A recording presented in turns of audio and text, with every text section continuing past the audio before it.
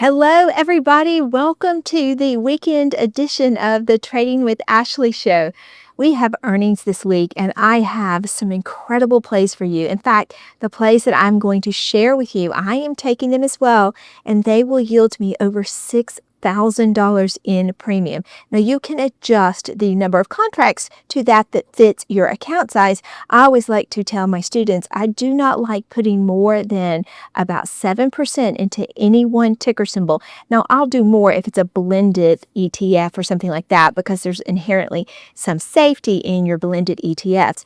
But in addition to that, first we're going to go over the state of the markets. I know we saw some red on Friday, and if you were in my community, we took advantage of that and we purchased some leaps on the Qs, and we plan to actually purchase more leaps if we get additional pullbacks. So I'm going to show you the different levels that we are going to be watching.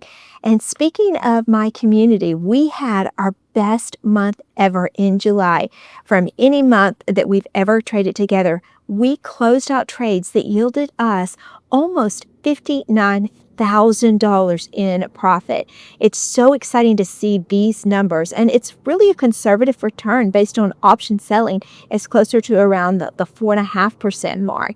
And so it's really exciting for those that have been able to be a part of the community and participate in everything we have going on. Now, I want you to make sure you are subscribed to this channel because this week in my videos, I'm going to be announcing something that I think will interest you and will be very exciting learning opportunity for you.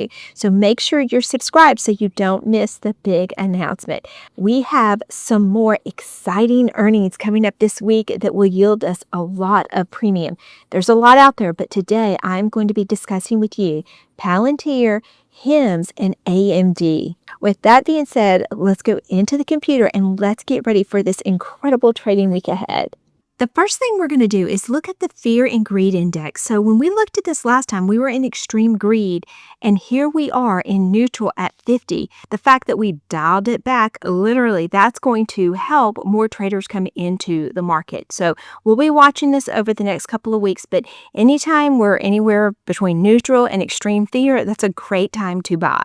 Now, I want to look at the NASDAQ holistically so you can see what I am looking at. Now, we did have a gap down.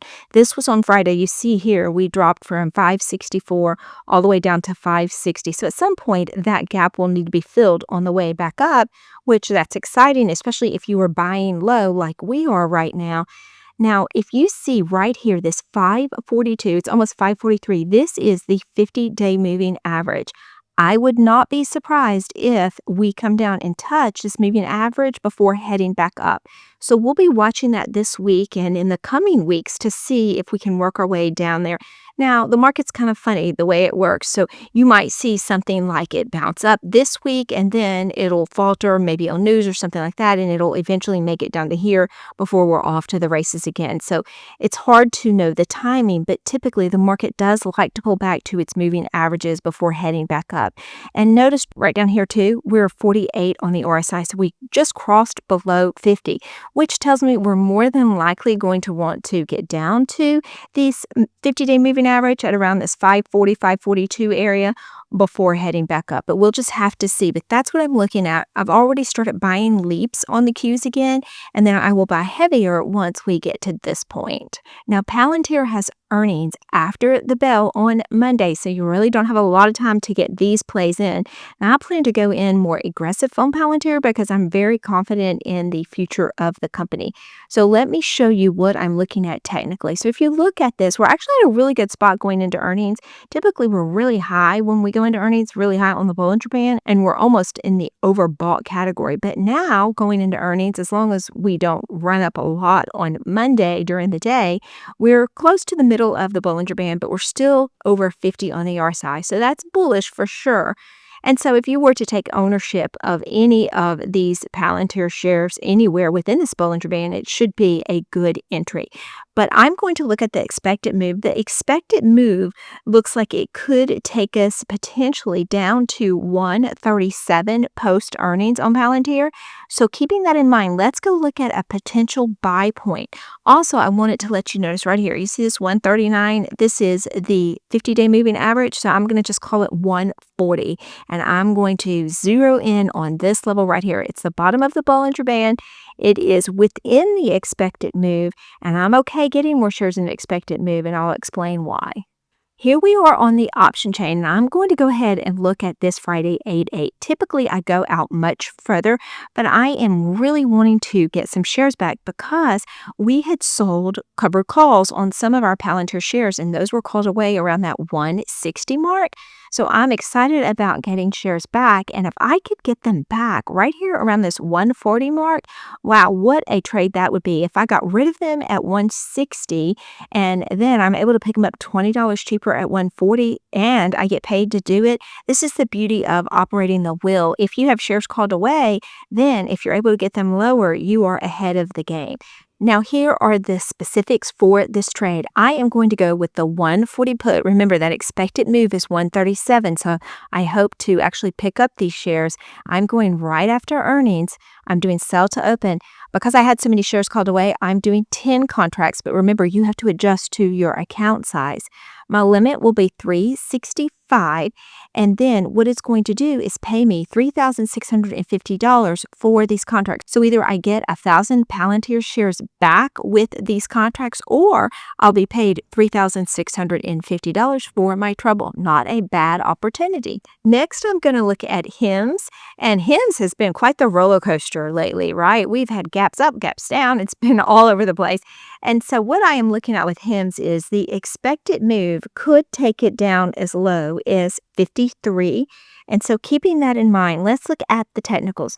This is interesting because 53 is also right here where we are looking at the 50-day moving average. This is still in a bullish mode. It's over 50 on the RSI. So this has more of a tendency to want to go up after earnings, but earnings are literally a wild card, so you never know.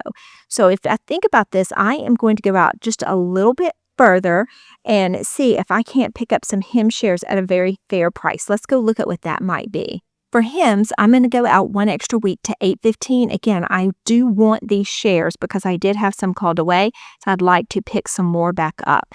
So going to the chain, I'm going to look to the right where all my puts are. And remember, if we looked at the expected move, 53 is potential. Now, the expected move is just based on calculations with the puts and calls at the money. And so it could go lower or higher, but this is just a guide to use. If we look at that expected move at 53, the delta is right there at around 0.2. So I actually like the $50 strike for this. So I'm looking right here. Let me show you why. Do you see right here 21,000 in open interest? This is a critical mass. And so this shows you it has such higher open interest than anything around it. This is more than likely a good point to pick up these shares. So I'm going to sell the 50 strike on 815. If I am able to pick up $1.75 a share, I am going to go for 500 shares, which would be 5 contracts, and this is going to give me $875. So again, either I will get the shares in a few weeks at a fair price, which is $50, or I'll be paid $875 that I get to keep. Now, the last one to review with you is AMD. So they had joked and they used to say it was Advanced Money Destroyer is what AMD stood for. Now it looks like it is Activate Money Deployer, maybe? I don't know, just a play on words.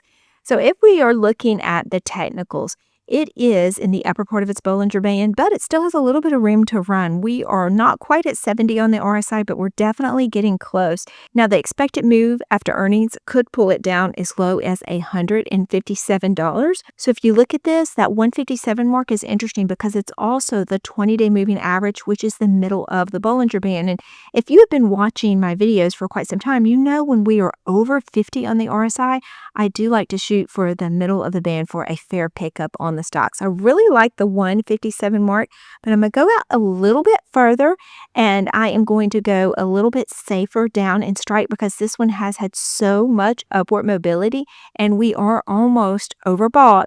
So I want to be just a little bit more conservative with this trade. For this trade, I'm going to go out to September. I'm going to go to that third Friday in September. So that would be September the 19th. And I'm going to focus right here on this $150 strike. Now, if you'll notice right here, there's a lot of open interest at the 145.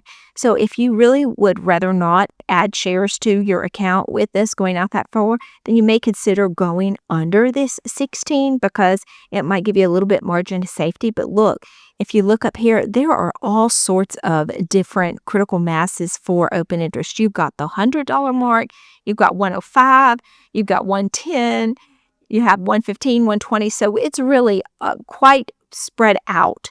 And so you just have to pick one that you're comfortable owning the shares at and go with that. So I'm going to go with 150, thinking it could maybe make its way down there. My deltas are reasonable. They're at 0.2, and I am going to sell the 150 strike. It's offering $4.25 right now a share. Now, I'm a little underexposed on AMD, so I do not mind picking up 500 shares if I can at 150. The proceeds for this trade is going to give me $2,125 in premium. So as we get close to our expiration date, I will either get these shares at 150 or I will be able to keep this premium, $2,125 for my trouble. Now, if AMD happens to shoot up after earnings, because this is a trade that is over 30 days out, what I would more than likely do is get out of this trade early if it doesn't look like it's going to get anywhere close to my strike.